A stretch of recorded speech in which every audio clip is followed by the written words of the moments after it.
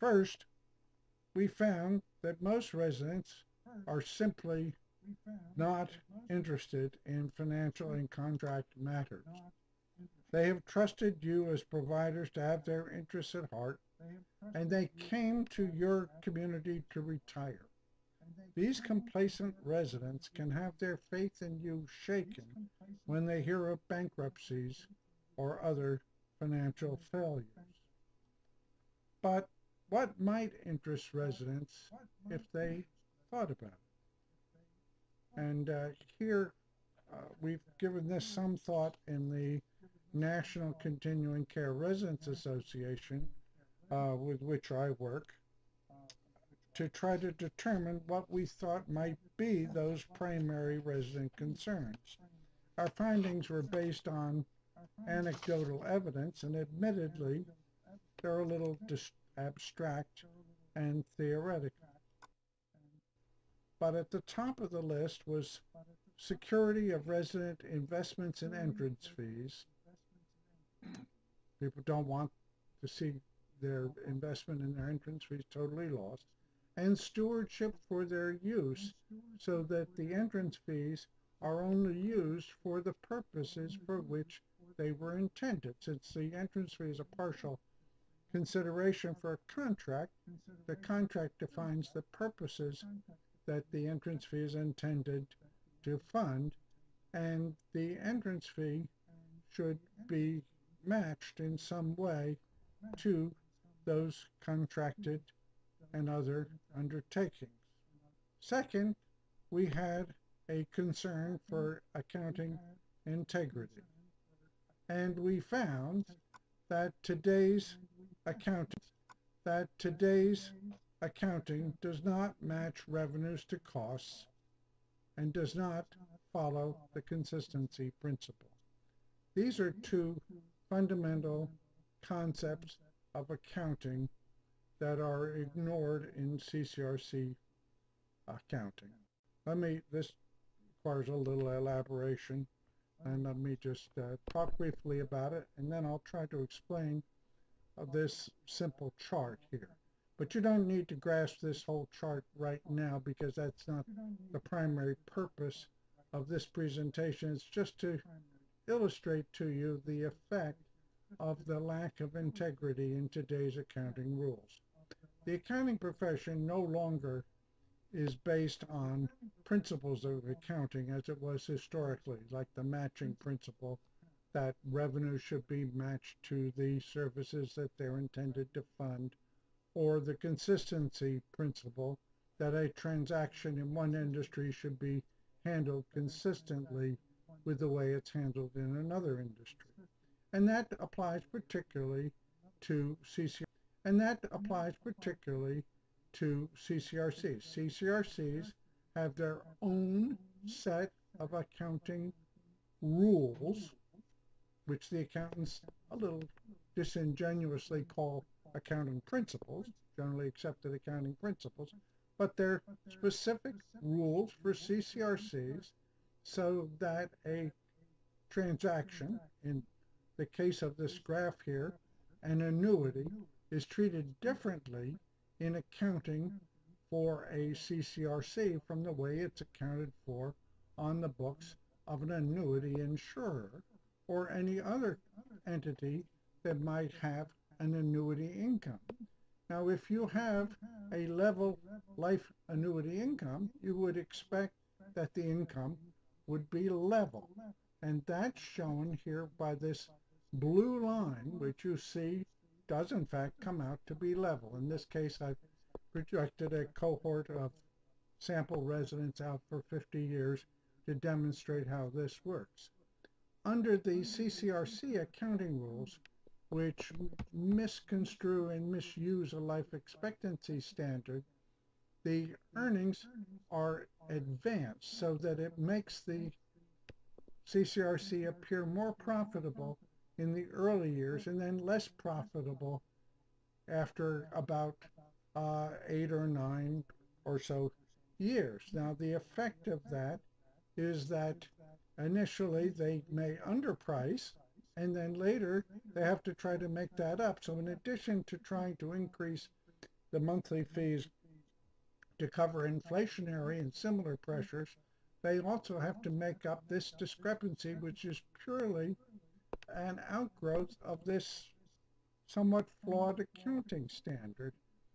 That's disturbing because it creates potential hardship for residents. So that's enough said. Just know that there are problems with accounting, that the accounting is specific to the CCRC industry, that it's not consistent with the way the same transaction would be handled in other industries, and that it causes difficulties with the matching problem and is part of the reason why CCRCs tend to get into a little bit of financial trouble, a little bit of friction after about 9 or 10 years. Now, this was well documented in a book that A.V. Powell and Howard Winklevoss published on continuing care retirement communities in 1984, and we'll get to that in a little bit so you can see that book.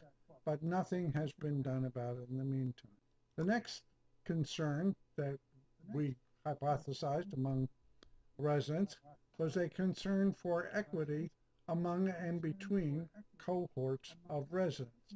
And that included people who, let's say somebody's spouse dies and they decide that they'd like to move from a larger apartment that they've had to a smaller one.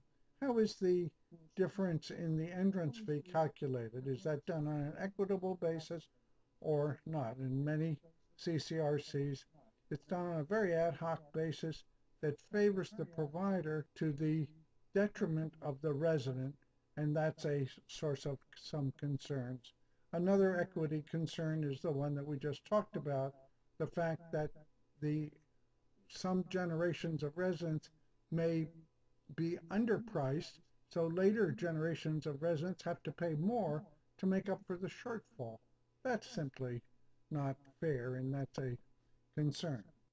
And finally, we were concerned for contractual integrity so that CCRC contracts can be readily understood as an instrument for fulfillment of commitments rather than just as a document crafted to allow providers to defend themselves against recalcitrant residents. That's a theoretical picture based on anecdotal information, discussion among residents about what residents might reasonably want if they cared enough to think about it and really want it. But we don't want to be just theoreticians. And so there was a recent meeting, happened to be in Virginia, at a wonderful CCRC facility, Westminster Lake Ridge, at which this was a topic of discussion, and that allows us to move from this abstract theory to some concrete concerns of residents. Overall, our hope, and this is evident in all discussions with residents, is to shift provider thinking from the image of generous, altruistic, caregiving people doing things for residents to one of practical managers working with residents. That means that as resident leaders, we too have to engage with our members rather than just thinking that we know best what we should do for them.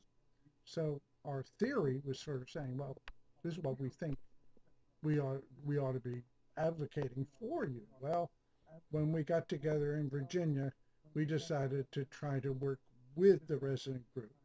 And when we met there, we went through a strategic planning exercise with a facilitator, Billy Albin, who's well known among people in the nonprofit area, to see what was really on the minds of the representative group of residents who were present in Virginia.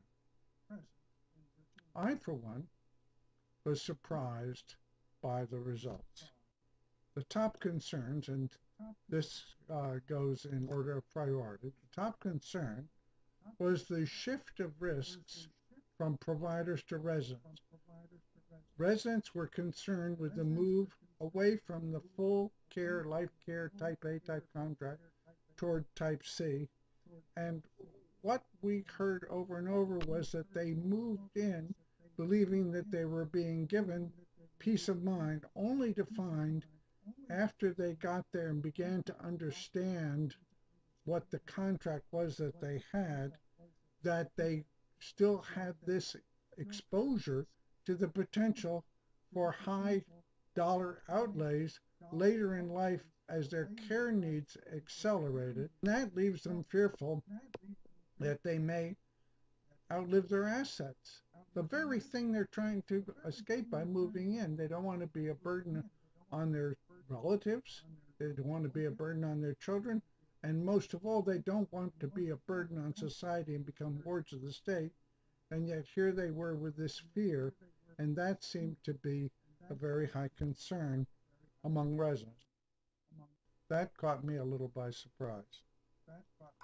The second item is more to be expected. They want transparency, and they want to have resident representation on boards of directors. Having been on a board, I think they may exaggerate the effect to which the boards are able to get involved in governance, because that's really not an appropriate role for a board, but that's a concern. The third area they were concerned with are increasing operating costs, because that may lead to increasing monthly fees, and given their concern that they may outlive their resources, the inexorably increasing fees, which go up year after year after year, as they probably should, creates real anxiety for many residents. The fourth concern was the increase in the number of fees for services. And I think that's really related to the first one. They felt they were moving into something that was pretty all-inclusive, only to find out after they get there that there are a number of fees for services, and sometimes new fees being added for services that may have been bundled before, and that causes real concern. They were worried about the prospect of higher health care. There's concern that the Patient Protection and Affordable Care Act of 2010, the new health care law, may have an unintended consequence of increasing health care costs rather than getting them under control. And that seems to be causing some alarm under people whose resources are limited and who are now facing these financial exposures that they thought they were taken care of by moving to a CCRC in the first place. There was concern about the lowering of health standards for entry, and we're fully aware of the Fair Housing Act and the Americans with Disability Act, but residents were concerned because they see people moving into independent living, and they're wondering, why are they moving into independent living? Don't they really need to go directly into the nursing care area, and what's going on? And so that's a concern. And the last one is one that's familiar to us all, and that's the challenge of occupancy in a down real estate market. And that's a problem. And I spoke too soon. That's not the last one. This is the last one. The people in Virginia noted that many of the new residents moving into CCRCs today or contemplating moving in, are better educated in the sense that they want to make a very thorough research into everything. So they ask more questions, they're reviewing more competitive alternatives, they're looking much more carefully into how to make the decision to move to a CCRC. So we in the National Continuing Care Residents Association turn that around as a charge to us to develop tools to better educate prospective residents so that they can make better choices.